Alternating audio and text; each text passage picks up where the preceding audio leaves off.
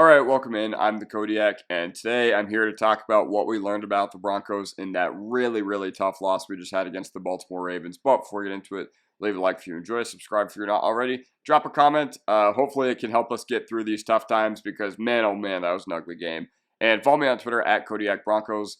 Let's dive right into it. So number one, this is a very stark reminder of who we are. So coming into the year, we had a young quarterback, and we were rebuilding after this team was absolutely nuked. It had been nuked by John Elway. It had been nuked by some decisions that George Payton has made over the past few years. And coming into this game, I was like, okay, this is going to be a good measuring stick for the Broncos. I honestly thought that we were going to cover the spread. I didn't think we were going to win. If you go back to my predictions video, I predicted a 28-20 Baltimore Ravens victory. But, you know, this was ugly. This was about as bad as a performance as you could have hoped for.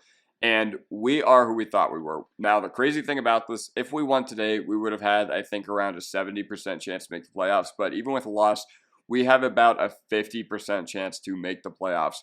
But we're still a relatively untested team. The best team we've played so far up to this point this year has been Pittsburgh. And, you know, you lost to them. But this was your first big test of the year, and you got an F. You got a resounding F. The good news is you're still 5-4, and that Sean Payton and Bo Nix, they looked semi-dialed in, at least in the first half when this game was actually close and we thought we had a chance of winning. But the bad news is that you've lost to nearly every respectable AFC team you've played. You lost to the Ravens, you lost to the Chargers at home, and you lost to the Steelers at home week 2 as well. Yeah, so this was just a horrible effort by everybody. Coaching, players, execution, discipline, everybody was unprepared for this game.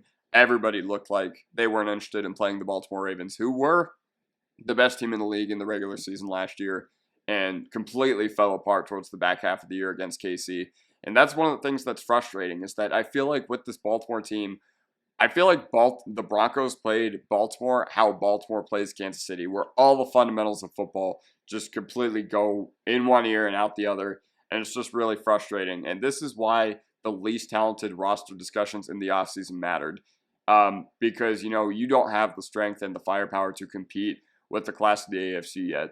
Honestly, coming into this game, I thought that we had a chance. And I thought that we were going to cover the spread, but ultimately this test, you just failed it. There's no other way around it. It's one of few under Sean Payton where you just came out and you just nothing was going right for the team. Miami last year comes to mind. Detroit last year comes to mind. And this is a Ravens team that, I thought that you could have caught lacking because they lost to Cleveland a week prior. They have the Bengals on Thursday Night Football this upcoming week, who also got a big win over the Raiders today.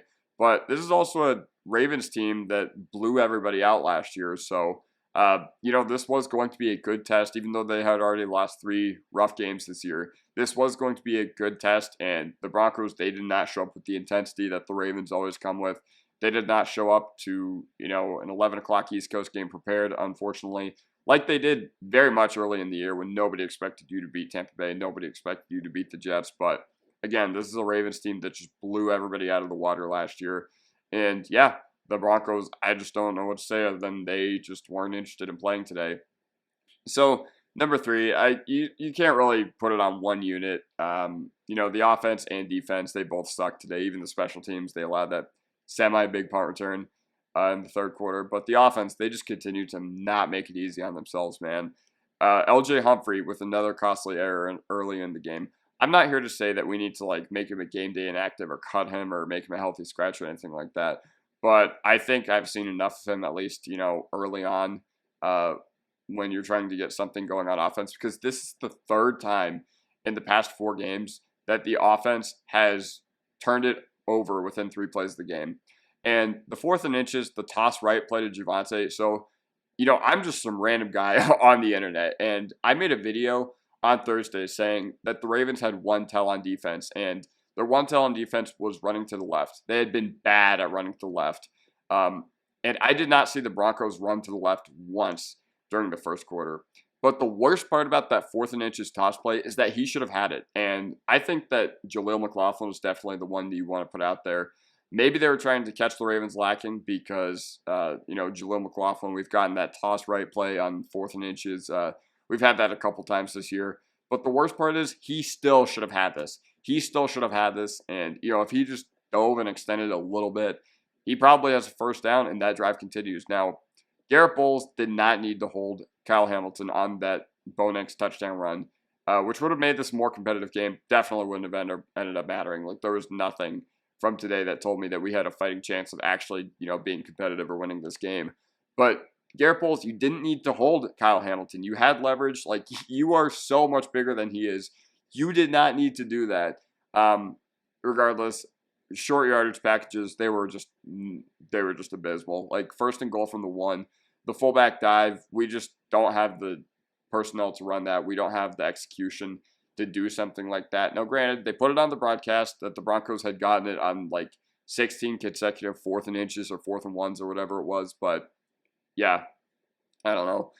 Bo Nix, he's got to hit Troy Franklin wide open on that 4th down pass, because if you hit that, like, there are so many of these plays that, if he makes this play, if he makes this play, maybe it's a completely different game. But alas, we will never know. We will never know. And honestly, like I said, I don't think it would have ended up mattering. I think the Broncos were going to get blown out of the water regardless. So the defense just was not up for the task at all today.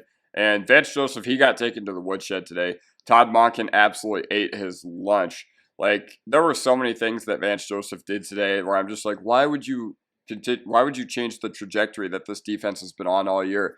So the thing that the Broncos should have done is they should have lived by the blitz, died by the blitz. But I didn't see Vance Joseph blitz once. I never ever saw it. And he coached a scared game. Make no mistake about it. He coached very, very scared today. And, with Vance Joseph, he's been one of the best defensive coordinators in the NFL this year. But, part of it is he should have realized that we do not have the coverage linebackers to cover guys like Mark Andrews. We don't have the coverage linebackers to cover guys like Justice Hill when, he kind of beat Jonah Ellis on that wheel route. Devon Key, man, oh man, I've seen enough of him. He had a Raheem Moore level game against the Ravens, who, I don't know, I didn't mean to trigger any PTSD from any Broncos fans from 12 years ago or anything like that. Still the coldest I've ever been in my life that day, because I was at that game. But Devon Key, I've seen enough of him. I hope that PJ Locke can come back. He played decently last week, I will say, but I didn't like anything I saw from the secondary. Riley Moss, he continues to have, he's had a little bit of a hiccup after starting off the year really hot. Jaquan McMillain, he got eviscerated on that touchdown. And even Patrick Surtain, I didn't see anything that I liked from the secondary. Nothing that you saw today from the defense or secondary in general was encouraging. There was literally nothing I saw besides that first drive, stop they had on Derrick Henry, that first drive, that sack they had on Lamar Jackson to, knock them out of field goal range. That was the one thing that they did good on defense the entire game. That was it. Like, I don't know. I don't really know what else to say. They should have called a blitz or two. Because Denver, last week against Carolina, you couldn't get home with 4, which that's kind of concerning for our pass rush. But ultimately, our pass rush is still a work in progress. And, even playing against some really bad offensive lines where they were just humming along all year, they never really got home against Carolina last week. Now, the fact that you can't get home against Baltimore, rushing 4, and, shock Pikachu face, I don't know. But the gap discipline by the defensive line was just not good.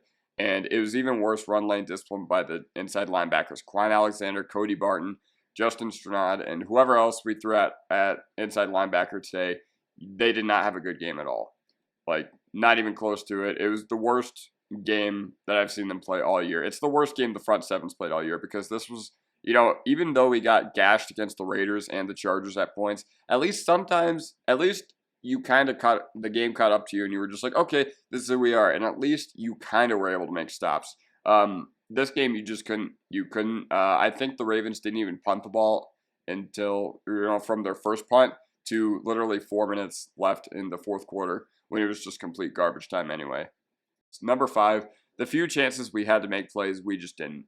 McLaughlin and Cooper lost contain on Lamar when they could have had him. And this is something that Sean Payton always talks about. Obviously this was a 41-10 game, but there are a few things that you can look at and just be like, okay, we had chances to make this a competitive game.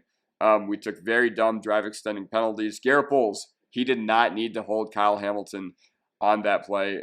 Like I said, I just mentioned that because, I I just wanted to mention that, you did not have to do anything like that. You did not have to do that. And once again, maybe a completely different game if that A, hold goes uncalled, B, Garrett Bolles doesn't hold him in the first place.